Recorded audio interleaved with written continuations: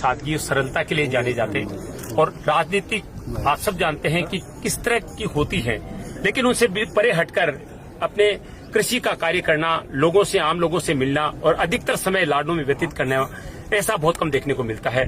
और ऐसे नेता को श्रद्धांजलि अर्पित करने के लिए राजस्थान के बड़े बड़े नेता पहुंच रहे हैं। इस समय पहुंचे हैं नागौर सांसद हनुमान बेनीवाल जी।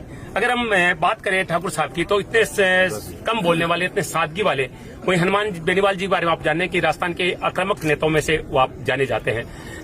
सांसद महोदय, स्वागत है आपका। ये जानना चाहेंगे कि कितनी बड़ी क्षति मानते हैं नागौर जिले में, नहीं राजस्थान की राजनीति में ठाकुर मनोहर सिंह जी का जाना? देखिए, ठाकुर मनोहर सिंह जी की जो डेथ हुई है, उससे निश्चित रूप से पूरे राजस्थान के अंदर ऐसी राजनीति करने वाले बहुत कम लोग विरले होंगे जिन्होंने राजनीति में रहते हुए एक दाग उस व्यक्ति में नहीं लगा। मेरे तो बिल्कुल परिवार की तरह, मेरे पिताजी की बहुत अच्छी मित्रता थी और मुझे याद है जब लोकसभा का चुनाव था तब सबसे पहले ये मेरे साथ खड़े हुए, और उससे पहले भी हमेशा हर वाजिब जो भी मामला होता तो उसमें मुझे टेलीफोन करके कहते कि हनुमान जी, इस मामले में आप सही हो, आपको चिंता करने की आवश्यकता नहीं।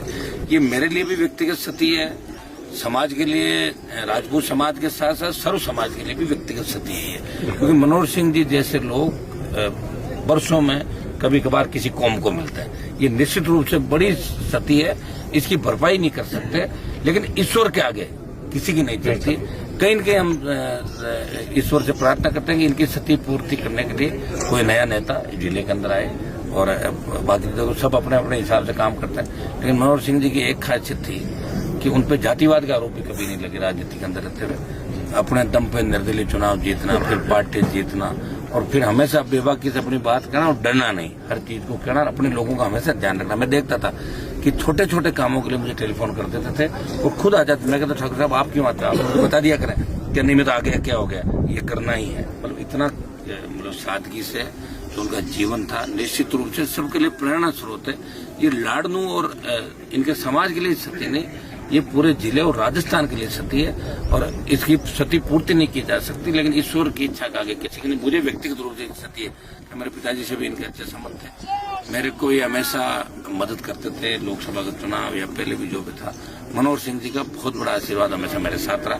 मैं व्यक्तिगत रूप से दुखी हूँ इस मामले में, और मैं इनके जो परिजन है, इनको इस दुख की घड़ी के अंदर ईश्वर इनको ये संबल प्रदान करें। दुख की घड़ी के अंदर अपने आप को अकेला नहीं समझे, लाखों लोग इस परिवार के साथ खड़े हैं, और ये दिख रहा नजारा। और बरसात भी देखिए, पिछले गांव तक बरसात आकर रुकी थी, मैं आ रहा था, मुझे बड़ी चिंता थी, मैंने कहा बारिश नहीं हो, लेकिन बारिश रुकी है वहां पर। इसका मतलब कहीं न कहीं ईश्वरीय शक्ति भी उनके इस परिवार के साथ खड़ी, और हम सब इस परिवार के दुख की बेला में हम सारे लोग, सर्व समाज और सारी पार्टियों लोग इस परिवार के साथ खड़े हैं। एक महत्वपूर्ण चीज तो आपकी समझ बात करते हैं, एक विधायक होते हुए भी आप खेतों में काम करते थे, ट्रैक्टर चलाते थे, और ये चीजें देखने को कम मिलती है, क्योंकि नेताओं की एक छवि होती है कि वो सफेद कपड़े पहनकर गाड़ियों में घूमते हैं। तो ठाकुर साहब की ये जो चीजें थी वो कितनी बड़ी प्रेरणादायी है समाज के लिए। इसीलिए तो कह रहा हूँ, सर्व समाज उनको पसंद करता है। एक जाति के नेता नहीं थे, सर्व समाज के नेता थे, और वो सर्व समाज को क्षति हुई है। ये खाली उनके समाज को ही क्षति नहीं हुई, ये सर्व समाज को क्षति हुई है। कल जब ठाकुर साहब के देहांत का समाचार मिला दिन में, तो मैंने कहा मैं ऐसे नहीं डालूंगा। मुझे पता था, इतने हिम्मत वाले थे। मैं कई बार कहता था मेरी तबीयत बहुत खराब है, चिंता मत करो, अगले चुनाव तो कुछ नहीं बिगड़ेगा। मुझे कहते थे एक चुनाव आपको और लड़ाएंगे। तो कल मैंने नहीं डाला, पहले दिन में ही कई जगह सोशल मीडिया पर चल गया, देहांत हो गया। तो मैंने वहाँ डॉक्टरों से बात करी हॉस्पिटल के अंदर, तो उन्होंने कहा सब अभी कोई डिक्लेरेशन नहीं हो सकता, रिव्यू कर जाए। तो मैंने फिर 10-27 में रमेश जी और इनके परिजनों सबसे और इन गणेश जी से बात करी, तो 10-27 में जब डिक्लेयर हुआ उसके बाद ही हमने ये डाली। मुझे पूरा भरोसा था मेरे ठाकुर साहब इतना जल्दी हमें छोड़ के नहीं जा सकते, लेकिन ईश्वर की इच्छा के आगे किसी की नहीं चलती। ये चीजें अपने हाथ में नहीं है।